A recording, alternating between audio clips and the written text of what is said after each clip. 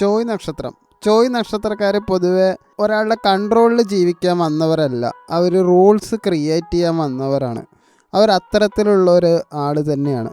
ചോയ് നക്ഷത്രക്കാർ പൊതുവേ എല്ലാവരും പറയുന്നത് ഭയങ്കര ഇൻഡിപെൻഡൻ്റ് ആണ്, ഫ്രണ്ട്ലി ആണ്, സോഷ്യലാണ് എന്നൊക്കെയാണ് പറയുന്നത്. പക്ഷെ അവരൊരു നെറ്റ്വർക്ക് കിങ് തന്നെയാണ്. നിങ്ങൾ ഒരിടത്ത് ബൈൻഡായി ഇരിക്കാൻ നിങ്ങൾക്ക് പറ്റില്ല. നിങ്ങൾക്ക് ഫ്രീഡം വേണം, നെറ്റ്വർക്കിംഗ് പവർ വേണം. നിങ്ങൾക്ക് ആളുകളെ കണക്ട് ചെയ്യാൻ കഴിയും, പുതിയ കോണ്ടാക്ട്സ് ഈസിലി ഉണ്ടാക്കാൻ കഴിയും. മറ്റൊരു ഇടം സൈഡ് നിങ്ങൾക്ക് അഡാപ്റ്റ് ചെയ്യാൻ കഴിയും, നിങ്ങൾക്ക് ഏത് സിറ്റുവേഷനിലും അഡ്ജസ്റ്റ് ചെയ്യാനും കഴിയും. നിങ്ങളുടെ ഡാർക്ക് സൈഡ് എന്ന് പറയുന്നത് വെച്ചാൽ ഇൻസ്റ്റെബിലിറ്റിയാണ്, കമ്മിറ്റ്മെൻറ്റ് ഇഷ്യൂ, ഡിസ്ട്രാക്ഷൻ ഒക്കെ ഭയങ്കരമായിട്ട് കൂടുതലാണ്.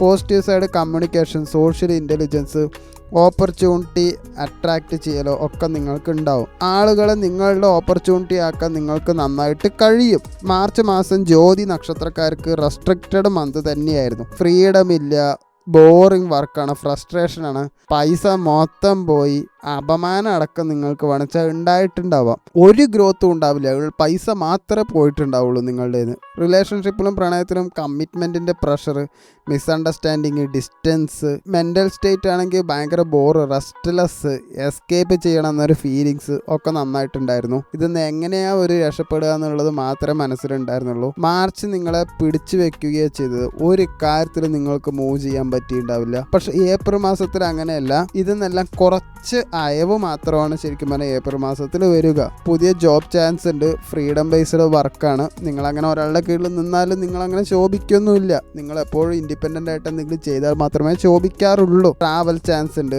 പുതിയ പ്ലേസ് പോകാനുള്ള ചാൻസ് ഉണ്ട്. സാമ്പത്തികം നോക്കുകയാണെങ്കിൽ കുറച്ചൊക്കെ ഇമ്പ്രൂവ് ആവും, മൾട്ടിപ്പിൾ ഇൻകം സോഴ്സ് ഉണ്ടാവും, നെറ്റ്വർക്കിംഗ് മണിയൊക്കെ ഉണ്ട്. എഡ്യൂക്കേഷൻ നോക്കുകയാണെങ്കിൽ കമ്മ്യൂണിക്കേഷൻ സ്കില്ല് നന്നായിട്ട് ഇമ്പ്രൂവ് ഉണ്ട്, അത് പുതിയതായിട്ട് ലേൺ ചെയ്യാൻ പറ്റും. എക്സ്പോഷറും ഇൻക്രീസ് ആവും. ഏപ്രിലിൽ അട്രാക്ഷൻ എന്തായാലും കൂടും. റിലേഷൻഷിപ്പിൽ പുതിയ ആളുടെ ഒരു എൻട്രി ഉണ്ടാവും. സോഷ്യൽ സർക്കിൾ എക്സ്പാൻഡ് ആയിട്ടുണ്ടാവും. നിങ്ങൾ കല്യാണം കഴിഞ്ഞവരാണെങ്കിൽ അടക്കം നിങ്ങൾക്ക് ഏപ്രിലിൽ പുതിയൊരു പ്രണയം ഉണ്ടാവും.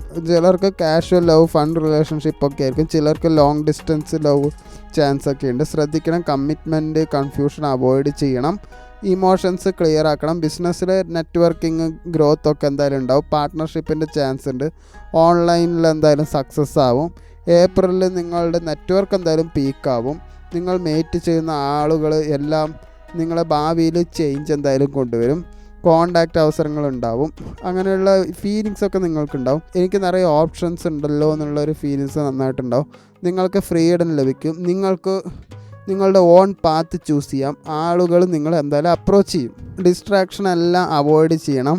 റോങ് ആളുകളെ ട്രസ്റ്റ് ചെയ്യരുത്. അതുകൊണ്ട് ഈ മാസം സ്മാർട്ടായി യൂസ് ചെയ്താൽ മാസീവ് സക്സസ് എന്തായാലും ഉണ്ടാവും. ചോയ് നക്ഷത്രക്കാർ പൊതുവെ മാർച്ച് നിങ്ങളെ റെസ്ട്രിക്റ്റ് ചെയ്തതാണ്. കുറേയൊക്കെ ഫ്രീ ഏപ്രിലാവും. ഒരു ചാൻസ് എന്തായാലും കിട്ടും ലൈഫ് ചേഞ്ച് ചെയ്യാനുള്ളത്. അതുകൊണ്ട് കറക്റ്റ് ആളുകളെ ചൂസ് ചെയ്യുക. ഏപ്രിൽ അവസാനം freedom plus success plus network കിട്ടും. പക്ഷെ അത് ഒരുപാടൊന്നുമല്ല, ചെറിയൊരു അയവ് മാർച്ചിനെക്കാട്ടിലുണ്ടാവും എന്നാണ് ഉദ്ദേശിച്ചിരിക്കുന്നത്.